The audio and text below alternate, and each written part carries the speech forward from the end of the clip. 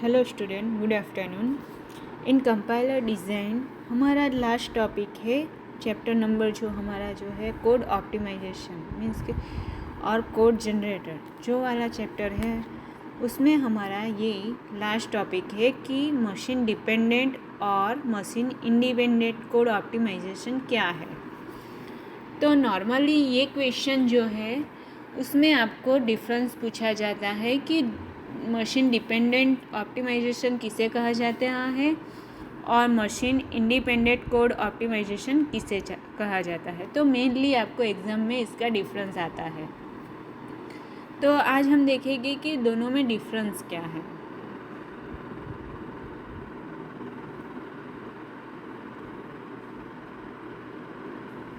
तो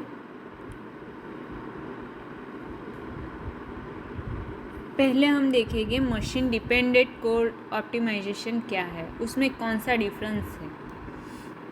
तो machine dependent code optimisation जो है उसमें क्या होता है कि आपका सोर्स कोड जो होता है उसको ऑब्जेक्ट कोड और टारगेट कोड में कन्वर्ट किया जाता है।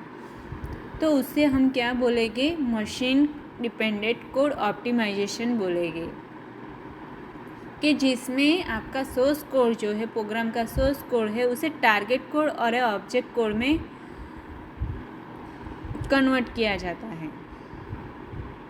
अब दूसरी जो बात है वो क्या है कि हमारा उसे करने के लिए हमारा जो कंपाइलर है उसे नंबर ऑफ़ फेसेस से पास होना पड़ता है।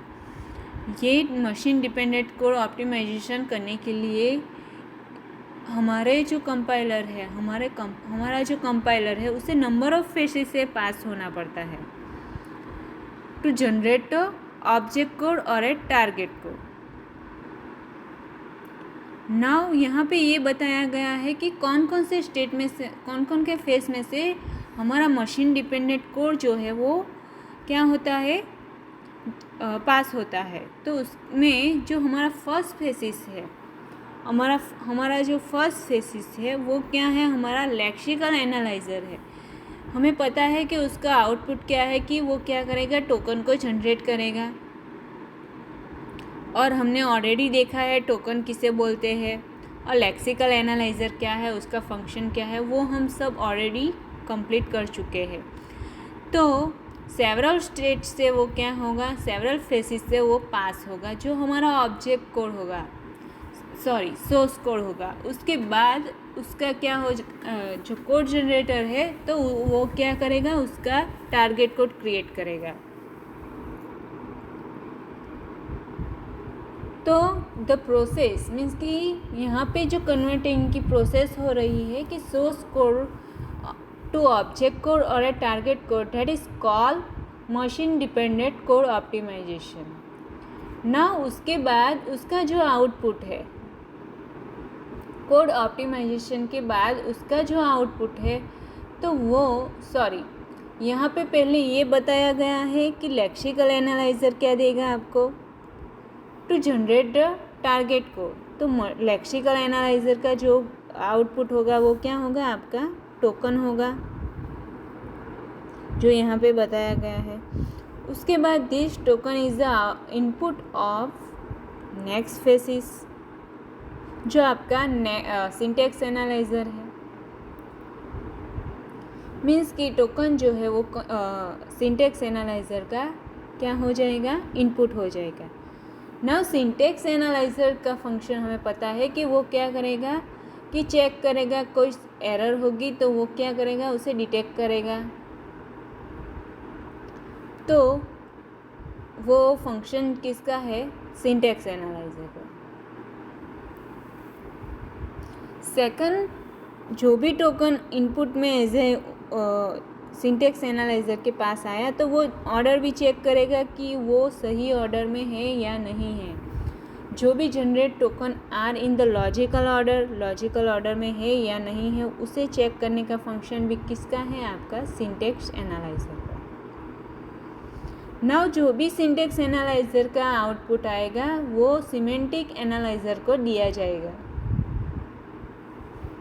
यहाँ पे एक एग्जाम्पल बताया गया है कि फिर क्या होगा, सिमेंटिक एनालाइज़र को जो आउटपुट दिया जाता है उसके बाद क्या होता है, तो यहाँ पे एक एग्जाम्पल दिया गया है कि P equal to Q plus R। यहाँ एडिशन का एक प्रोग्राम दिया गया है, मीन्स कि एक एक्सप्रेशन दिया गया है। तो यहाँ P एंड Q जो है वो क्या है, हमारे इंटीजर्स है, जो कोई वैल्यू स्टोर करेंगे इंटीजर वैल्यू।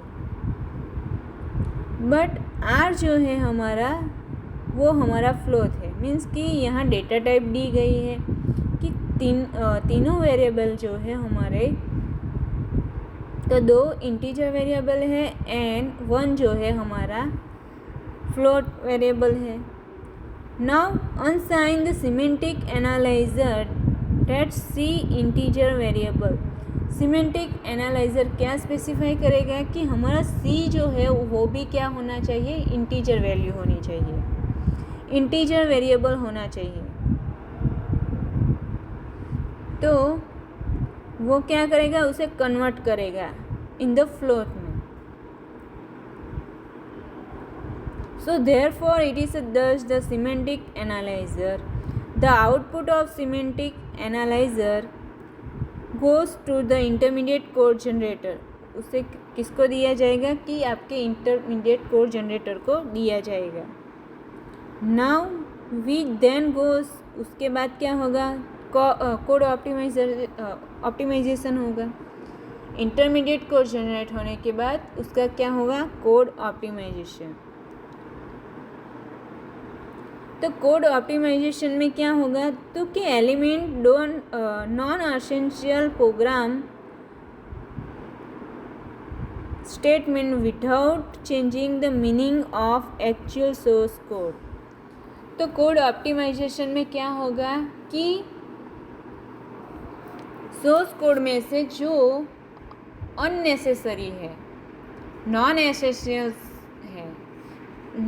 एसेंशियल है, तो उसे क्या करेंगे, हम एलिमेंट करेंगे, उसे निकाल देंगे। फिर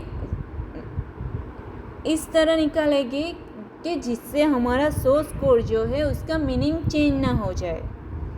तो वो हमारा कोड ऑप्टिमाइजेशन का फंक्शन है कि क्या करेगा, वो जो नॉन एसेंशियल प्रोग्राम जो है उसके स्टेटमेंट जो है, प्रोग्राम के स्टेटमेंट जो है, उसे वो नॉन एसेंशियल होने की वजह से वो उसे निकाल देगा, लेकिन without changing the meaning of actual source code. Means के एक्चुअल जो ओरिजिनल सोर्स कोड है उसका मीनिंग हमारा चेंज नहीं होना चाहिए।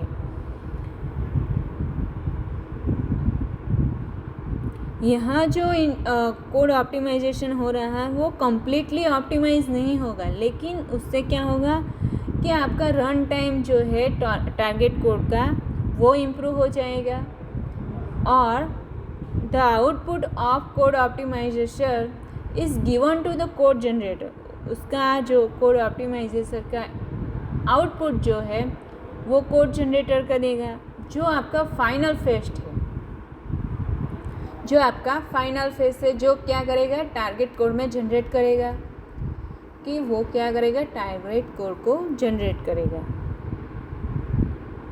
तो मशीन डिपेंडेंट कोड में इस तरह क्या करेगा कि इन शॉर्ट क्या याद रखना है आपका, कि टारगेट कोड को हम क्या करते हैं,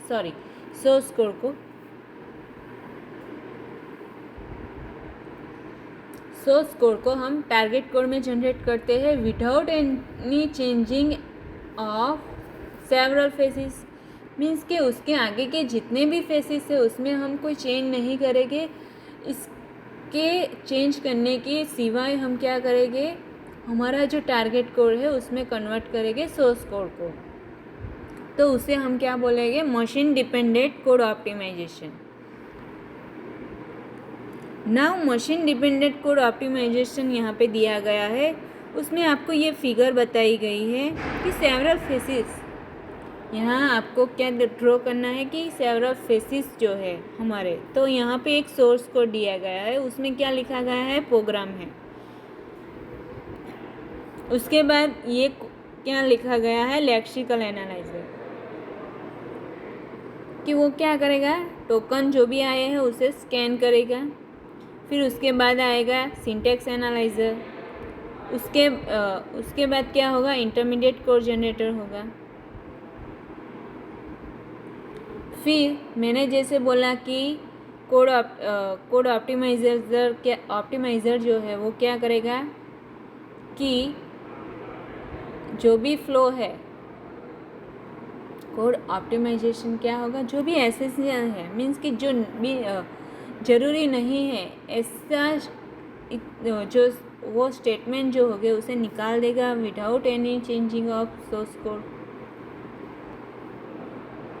फिर वो जो आउटपुट है हम कोड जनरेटर को देंगे। उसके बाद कोड जनरेटर हमारा फाइनल टारगेट मशीन क्या करेगा, क्रिएट करेगा, मशीन कोड क्रिएट करेगा। तो ये सेम ही बताया गया है।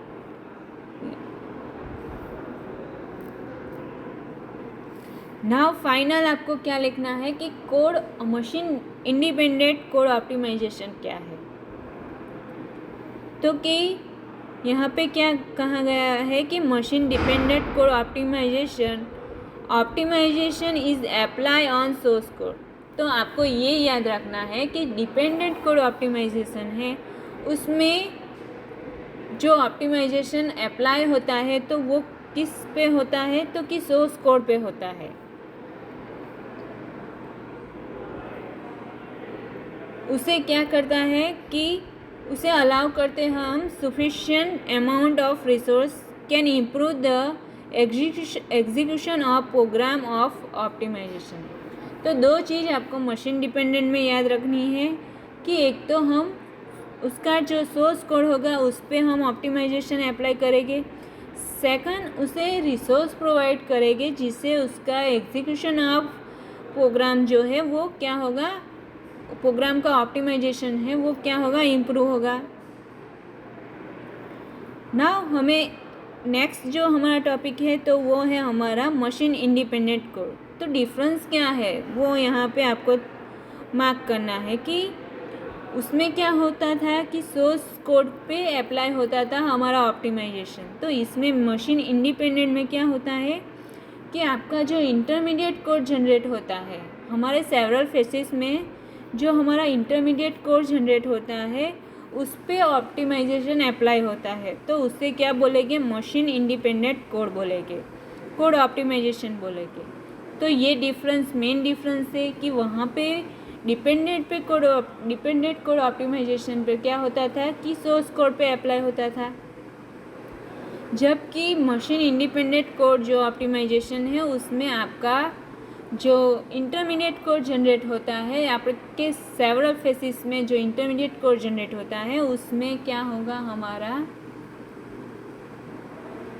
उसको हम क्या बोलेंगे, मशीन इंडिपेंडेंट कोड। नाउ यहाँ पे दूसरा क्या आपको याद रखना है कि ये जो टेक्निक है मशीन इंडिपेंडेंट कोड ऑप्टिमाइजेशन, तो उसके लिए यहाँ पे एक एग्जांपल दिया गया है कि आप यहाँ देख सकते हो कि आपको फोर लूप दी गई है कि 0 से स्टार्ट होती है और 10 तक जाती है। और दूसरा एक एक्सप्रेशन दिया गया है कि b = x + 2। यहाँ पे a of j = 5 × j। तो मैंने क्या बोला कि यहाँ पे जो भी कोड जनरेट होता है इंडिपेंडेंट में, तो वो कौन से कोड को एज ए इनपुट लेता है, तो कि इंटरमीडिएट कोड को। तो according to above example x = 2 दिया गया है यहाँ पे, और यहाँ पे फोर लूप बताई गई है। तो वहाँ वो लूप कहाँ तक घूमेगी, तो कि 10 तक घूमेगी, मीन्स कि अगेन और अगेन इटरेशन होते रहेंगे, मीन्स कि x + 2 की जो वैल्यू है वो कैलकुलेट होती रहेगी जब तक आपकी कंडीशन ट्रू होगी। ना वंस b को कैलकुलेट करके it does not change, means कि एक बार b की वैल्यू होगी उसके बाद वो चेंज नहीं होगी। So this line can be place outside the loop as follow, means कि उसकी वैल्यू को क्या कर देंगे, हम आउटसाइड रख देंगे।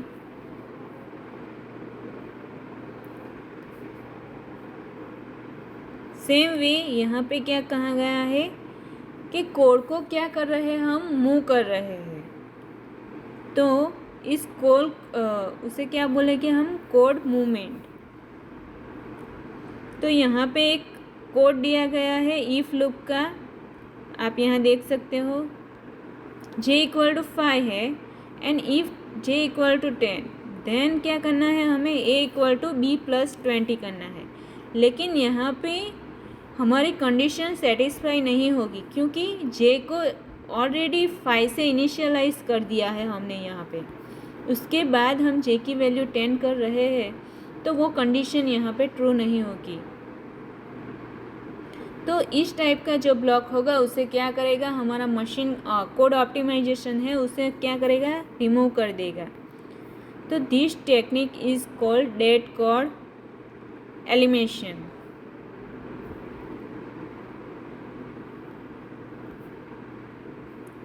नाउ ये जो था हमारा machine independent and machine dependent, तो दोनों में डिफरेंस क्या है, दोनों का बेनिफिट क्या है। तो बोथ आर क्या है, कौन किसकी टेक्निक है, तो कि कोड ऑप्टिमाइजेशन की टेक्निक है। डिफरेंस क्या है, तो कि मशीन डिपेंडेंट कोड जो ऑप्टिमाइजेशन है वो ऑब्जेक्ट कोड पे अप्लाई होता है जो हमने देखा, और जो मशीन इंडिपेंडेंट कोड ऑप्टिमाइजेशन है वो इंटरमीडिएट कोड पे अप्लाई होता है। फिर हार्डवेयर के रिलेटेड हम देखें तो मशीन डिपेंडेंट ऑप्टिमाइजेशन जो है तो वो CPU register and absolute memory reference को क्या करता है, यूज़ करता है। और जो मशीन इंडिपेंडेंट है तो उसमें क्या होता है कि वो कोई भी CPU रजिस्टर और एब्सोल्यूट मेमोरी रेफरेंस का यूज़ नहीं करता है। तो ये दोनों मेन डिफरेंस है जो आपको लिखना है। This question are also as a difference of machine independent code optimisation and machine dependent code optimisation. तो ये आपका लास्ट टॉपिक था आपके चैप्टर का, जो आपकी थियोरी थी machine independent and machine dependent optimisation, code optimisation. तो यहाँ पे ये चैप्टर कंप्लीट होता है। तो आपको इम्पोर्टेंट क्वेश्चन जो भी दिए जाएंगे उसको आपको स्टडी करना है। जो मेन एग्ज़ाम में इम्पोर्टेंट क्वेश्चन होंगे वो हम कॉलेज के ओर से आपको भेजे जाएंगे, तो उसे आपको स्टडी करना है। तो thank you for watching video.